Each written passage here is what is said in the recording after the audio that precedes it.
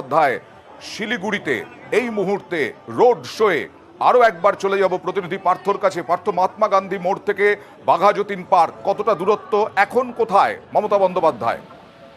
দেখো, প্রায় 15-20 কিলোমিটারের কাছাকাছি দূরত্ব রাস্তায় মহাত্মা গান্ধী রোড থেকে বাঘাযতীন পার্ক, একেবারে প্রায় কাছাকাছি। এখন এই মুহূর্তে মমতা বন্দ্যোপাধ্যায়ের র্যালি কিন্তু শিলিগুড়ি হাসপাতালের কাছে, এবং আমরা দেখলাম এই 15-20 কিলোমিটার পথ হলেও অনেকটা সময় লাগছে, কেননা রাস্তার দুধারে কিন্তু প্রচুর মানুষ তাদের সঙ্গে যেমন হাত নাড়ছেন, কখনো তাদের সঙ্গে হাত মেলাচ্ছেন, আবার আদিবাসীদের যে মাদলের চালেও তিনি কিন্তু থাকলেন, এবং সঙ্গের পাহাড়ের জনজাতিরা তারাও নিজস্ব সংস্কৃতি তুলে ধরলেন এই র্যালির একেবারে সামনের সাইডে থেকে। তাই প্রচুর মানুষ এখানে ছিলেন। এর আগেও যে সকাল থেকে কিন্তু মানুষ অধীর অপেক্ষায় ছিলেন যে কখন মমতা বন্দ্যোপাধ্যায় পা মেলাবেন শিলিগুড়ি রাজপথে দাঁড়িয়ে কিন্তু অপেক্ষায় ছিলেন, এবং সেই ছবি কিন্তু আমরা এখন দেখছি। হাসপাতাল মোড়ের কাছাকাছি, জেলা হাসপাতালের কাছাকাছি রয়েছে সেই র্যালি এখন, আর কিছুটা দূরেই কিন্তু পুরসভা এবং তারপরে বাঘাযতীন পার্ক।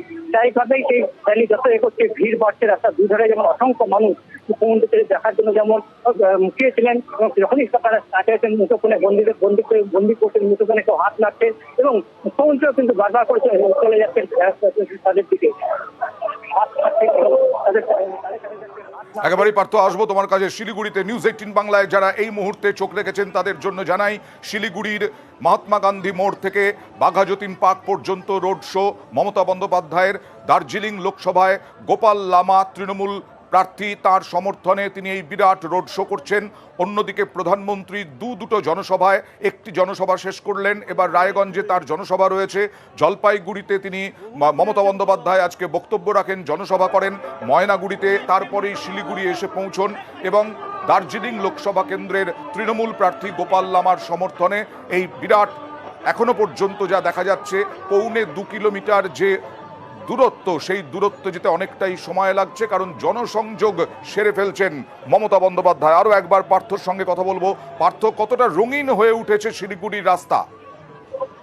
স্বাভাবিকভাবে যে ছবি দেখছে এই মুহূর্তে দর্শকরা, তারা একটু তাদের কাছেই পরিষ্কার, কারণ বিভিন্ন যেমন ট্রাই কালারের বেলুন, যে যেরকম সমর্থকরা, তৃণমূল কংগ্রেস সমর্থকরা তারা ট্রাই কালারের বেলুন তারা সাজিয়ে তুলে নিয়েছেন এবং উঠিলে হাঁটছেন, এবং পাহাড়ের জনজাতি তারাও তাদের নিজস্ব পোশাক, নিজস্ব সংস্কৃতি তুলে ধরছে। আদিবাসী মহিলারা কিন্তু হাজির হয়েছেন, আদিবাসী সম্প্রদায় তারা হাজির হয়েছেন, রাজবংশী সম্প্রদায় হাজির হয়েছেন তাদের নিজস্ব পোশাকে এবং নিজেদের সংস্কৃতি তুলেছেন। স্বাভাবিকভাবেই কিন্তু বর্ণময় হয়ে উঠতেছে এই শোভাযাত্রা, যে পদযাত্রা শুরু হয়েছে শিলিগুড়ি মহাত্মা গান্ধী মোড় থেকে, তা কিন্তু এই মুহূর্তে শিলিগুড়ি হাসপাতাল ক্রস করে একেবারে মহাত্মা গান্ধী স্ট্যাচু ঠিক শিলিগুড়ি আদালতের সামনে এসে পৌঁছেছে, এবং রাস্তার দুধারে যত মিছিল এগোচ্ছে, যত এই রোড এগোচ্ছে, ততই কিন্তু ভিড় বাড়ছে। যেমন মিছিলে যেমন অনেক মানুষ যোগ দিচ্ছে পেছনের দিচ্ছে, তেমনি রাস্তার দুধারেও কিন্তু অসংখ্য মানুষ তারা অপেক্ষায় রয়েছেন যে কখন আসবেন তৃণমূল মমতা, কখন তাদের সামনে আসবেন, তাদের দেখার অপেক্ষায় সকাল থেকে কিন্তু অধীর অপেক্ষায় রয়েছেন। এবং সেই মোটামুটি একটি মতুয়া সম্প্রদায় তারাও কিন্তু নিজস্ব সংস্কৃতি, তারাও কিন্তু ছিলেন। আমরা দেখলাম হিলকার্ট রোডে তারা নিজেদের হাজির ছিলেন মুখ্যমন্ত্রীর স্বাগত জানাতে। সব মিলিয়ে লোকসভা নির্বাচনের আগে প্রথমে উত্তরবঙ্গের রায়গঞ্জ, তারপরে শিলিগুড়ি দুখানা পদযাত্রা জনসভা তিনি করছিলেন। পাশাপাশি উত্তরে দুই শহরে, একদিকে রায়গঞ্জ, অন্যদিকে আর শিলিগুড়িতে তার এই রাজনৈতিক দিক থেকেও কিন্তু যথেষ্ট তাৎপর্যপূর্ণ মনে করছে রাজনৈতিক। পার্থ, আসবো তোমার কাছে। সোমরাজের সঙ্গে কথা বলবো। সোমরাজ বন্দ্যোপাধ্যায় আমাদের প্রতিনিধি এখানে আছেন শিলিগুড়িতে। আবার বলছি, যারা এই মুহূর্তে নিউজ 18 বাংলায় চোখ রেখেছেন তাদের জন্য জানাই, বাঘাযতীন পার্ক পর্যন্ত মিছিল, সেই মিছিল যেতে অনেকটা সময় লাগছে, কারণ মমতা বন্দ্যোপাধ্যায় জনসংযোগ সেরে নিচ্ছেন। লোকসভা নির্বাচনের আগে সিংহাসনের মহা সংগ্রাম শুরু হবে 19 এপ্রিল থেকে। তারপরে তিনটে, জলপাইগুড়ি, আলিপুরদুয়ার, কোচবিহার, এই তিনটে 19 এপ্রিল ভোট, এবং তারপরে দার্জিলিংয়ে ভোট।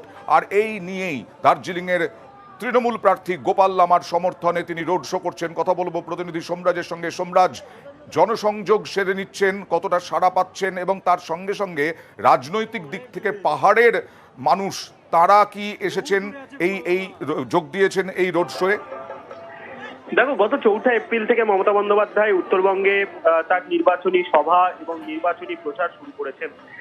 উত্তরবঙ্গে ঠাসা কর্মসূচি নিয়ে মমতা বন্দ্যোপাধ্যায় এসেছেন, এবং যাকে কেন্দ্র করে রাজনৈতিক মনে করছে এবার তৃণমূল নেত্রীর অন্যতম নজর উত্তরবঙ্গ। দার্জিলিং, কোচবিহার, জলপাইগুড়ি, আলিপুরদুয়ার এই 4টি আসনই 2019-এর লোকসভা আসনে ভোটে বিজেপি জয় পেয়েছিল। কিন্তু আজকে মমতা বন্দ্যোপাধ্যায় যে মিছিল করছেন, যে রোড শো করছেন, মূলত শিলিগুড়িতে তার দার্জিলিং লোকসভা কেন্দ্রের অধীনেই পড়ে। আর এই দার্জিলিং লোকসভা কেন্দ্রেও 2019-এ বিজেপি জয় পেয়েছিল, বিপুল ভোটে জয় পেয়েছিল। কিন্তু এবারের পাহাড়ের রাজনীতি সমীকরণ একটি অন্যরকম হয়েছে, এমনটাই মত রাজনৈতিক মহলে বিশেষত, যেখানে অনিক থাপাদের দল মমতা বন্দ্যোপাধ্যায়কে, তৃণমূল কংগ্রেসকে সমর্থন করছে। সেই জায়গায় দাঁড়িয়ে এবার পাহাড়ের রাজনৈতিক সমীকরণ অন্যরকম হতে পারে তেমনটাই মনে করছে রাজনৈতিক মহল, এবং সেক্ষেত্রে এবারে দার্জিলিং লোকসভা আসনকেও অন্যরকম ভাবে টার্গেট করছেন খোদ মমতা বন্দ্যোপাধ্যায়। দার্জিলিং লোকসভা কেন্দ্রে শুধুমাত্র একটি মাত্র কর্মসূচি রয়েছে মমতা বন্দ্যোপাধ্যায়, সেটি হলো আজকের এই রোড শো। এরপর উত্তরবঙ্গে তিনি ফের বালুরঘাট ও রায়গঞ্জে সভা করবেন, রোড শো করবেন। বালুরঘাটেও এরপর মমতা বন্দ্যোপাধ্যায় 3টি সভা রয়েছে। উত্তরবঙ্গকে বারবার আমরা দেখেছি দফায় দফায় মমতা বন্দ্যোপাধ্যায় আসছেন উত্তরবঙ্গে, কখনো কোচবিহারে সভা করছেন, আলিপুরদুয়ারে সভা করছেন, জলপাইগুড়িতে সভা করছেন। এবং তোমাকে জানিয়ে রাখি, এই যে 4 এপ্রিল থেকে মমতা বন্দ্যোপাধ্যায় তার নির্বাচনী প্রচার শুরু করেছেন, সেখানে কোচবিহারে 3টি নির্বাচনী সভা করেছেন, জলপাইগুড়িতে আজকে নিয়ে 4টি নির্বাচনী সভা করেছেন, আলিপুরদুয়ারে 3টি নির্বাচনী সভা করেছেন এবং একটি রোড শো করেছেন। ফলত এদিকেই তুমি বুঝতে পারছো যে এবার উত্তরবঙ্গকে বিশেষভাবে টার্গেট করছেন। আমি একটু সম্রাজ একটু মনে করিয়ে দিতে চাই নিউজ 18 বাংলার দর্শকদেরকে তোমার মাধ্যমে, যে 2019-এর কথা বললে, 2021-এ যে বিধানসভা নির্বাচন হয়েছিল উত্তরবঙ্গে কতটা দাঁত ফোটাতে পেরেছিল তৃণমূল, এবং আরেকটু খাটাখাটনি করলে কি আরো ভালো ফল হবে, এটাই আশা করছেন তৃণমূল নেতৃত্ব।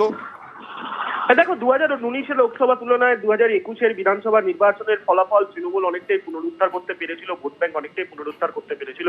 আর সেই 2021-এর নির্বাচনকে সামনে রেখে পাশাপাশি রাজ্য সরকারের তরফে উত্তরবঙ্গে বিশেষত চা শ্রমিকদের জন্য চা সুন্দরী প্রকল্প থেকে শুরু করে উত্তরবঙ্গের জন্য একাধিক যে প্রকল্প, সামাজিক সুরক্ষামূলক প্রকল্প, সেই প্রকল্পগুলিকে এবার তৃণমূল কংগ্রেস তাদের নির্বাচনের প্রচারের অন্যতম ইস্যু হিসেবে তুলে ধরছে উত্তরবঙ্গের মানুষের কাছে। আর সেদিক থেকেই তৃণমূল নেতৃত্ব মনে করছে যে 2021-এর বিধানসভা নির্বাচনের যে ফলাফল রয়েছে, পাশাপাশি উত্তরবঙ্গের জন্য যে একাধিক কর্মসূচি, একাধিক প্রকল্প করেছে রাজ্য সরকার, তার সুবিধা 2024-এর ভোট ব্যাংকে পাবে তৃণমূল নেতৃত্ব, তেমনটাই আশা করছে। আর সেদিক থেকে লক্ষ্য রেখেই মমতা বন্দ্যোপাধ্যায় এবং অভিষেক বন্দ্যোপাধ্যায় এবার উত্তরবঙ্গকে বিশেষভাবে টার্গেট করেছে, এবং তার জন্যই মমতা বন্দ্যোপাধ্যায় বারবারই কিন্তু নির্বাচনী সভা থেকে বলছেন যে একের পর এক কর্মসূচি, প্রকল্প উত্তরবঙ্গের জন্য তিনি করছেন, তাহলে উত্তরবঙ্গের মানুষ কেন বিজেপিকে ভোট দেবে, এই প্রশ্নও তুলছেন বারবার মমতা বন্দ্যোপাধ্যায়। আর সেদিক থেকে দেখতে গেলে অবশ্যই উত্তরবঙ্গের এবার ভোট তৃণমূলের কাছে কার্যত চ্যালেঞ্জ, অন্যদিকে আবার বিজেপির কাছেও প্রেস্টিজ ফাইট, কারণ তাদের কাছে প্রেস্টিজ ফাইট এই কারণেই 4টি আসন দখলে রাখতে তারাও মরিয়া, বিশেষত কোচবিহার, জলপাইগুড়ি, আলিপুরদুয়ার, দার্জিলিং, এই 4টি আসন দখলে রাখতে মরিয়া বিজেপিও। ফলত সব মিলিয়ে উত্তরবঙ্গের জন্য রাজ্য সরকারের তরফে যে বিভিন্ন সরকারি প্রকল্প কর্মসূচি তৈরি করা হয়েছে, সেই কর্মসূচিগুলিকে সামনে নিয়েই তৃণমূল নেত্রী মমতা বন্দ্যোপাধ্যায় তিনি প্রচার করছেন, পাশাপাশি কেন্দ্রীয় বঞ্চনার ইস্যুকেও সামনে রেখে প্রচার করছেন। এবং কেন্দ্রীয় বঞ্চনার ইস্যুকে সামনে রাখার পাশাপাশি রাজ্য সরকারই যে 100 দিনের প্রকল্পের কাজের টাকা দিয়েছে, এই সরকারি যে 100 দিনের কাজের প্রকল্পের টাকা, বকেয়া টাকা মিটিয়েছে, সেই ইস্যুকেও সামনে রেখে এই প্রচার করা হচ্ছে পাহাড়ে এবং কোচবিহার, জলপাইগুড়ি, আলিপুরদুয়ারে। তার মনে করছে তার সুফল এবারের ভোটে তৃণমূল কংগ্রেস পাবে, তেমনটাই আশা মনে করছে রাজনৈতিক মহল এবং তেমনটাই মনে করছে তৃণমূল নেতৃত্ব। সেই কারণেই এবার উত্তরবঙ্গকে বিশেষ করে নজর দিচ্ছে তৃণমূল নেতৃত্ব বলেই মনে করা হচ্ছে। সোমরাজ, আসবো তোমার কাছে। আরেকবার জানিয়ে দিই দর্শকদেরকে যে জলপাইগুড়ির পর শিলিগুড়ি, ময়নাগুড়িতে জনসভা ছিল মমতা বন্দ্যোপাধ্যায়ের, সেখান থেকে তিনি শিলিগুড়িতে এলেন।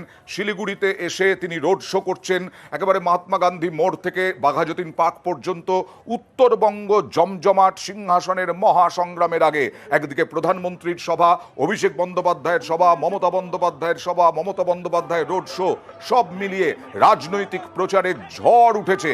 কথা বলবো আরেক প্রতিনিধি পার্থর সঙ্গে। পার্থ, আর কতটা এগোলো মিছিল, এবং গোপাল লামা, মমতা বন্দ্যোপাধ্যায় গোপাল লামাকে নিয়ে যে মিছিল করছেন তাতে জনজাতি বিভিন্ন জনজাতির মানুষজন আছেন, এই টার্গেটটাও মমতা বন্দ্যোপাধ্যায় বা তৃণমূল করতে চাইছে কিনা? বিভিন্ন প্রকল্প তো এর আগেই করা হয়েছে, বিভিন্ন বোর্ড গঠন করা হয়েছে বিভিন্ন জনজাতি সংগঠনদের জন্য, এখানে সেই ফায়দা, সেই অ্যাডভান্টেজটা নিতে চাইছেন কিনা? একেবারে দেখো আমি যেটা বলছিলাম তিনি পাহাড়ে একাধিক জনজাতি কিন্তু আলাদা আলাদা উন্নয়ন বোর্ড গড়ে তুলেছে রাজ্য সরকার রাজ্যের তৃণমূল ক্ষমতা আসার পরে কিন্তু এই এবং একাধিক ভোটগুলি কিন্তু পাহাড়ে স্বাভাবিকভাবেই বিভিন্ন জনজাতি তারাও কিন্তু মানুষজন যখন এসছে এবং তারা কিন্তু এখন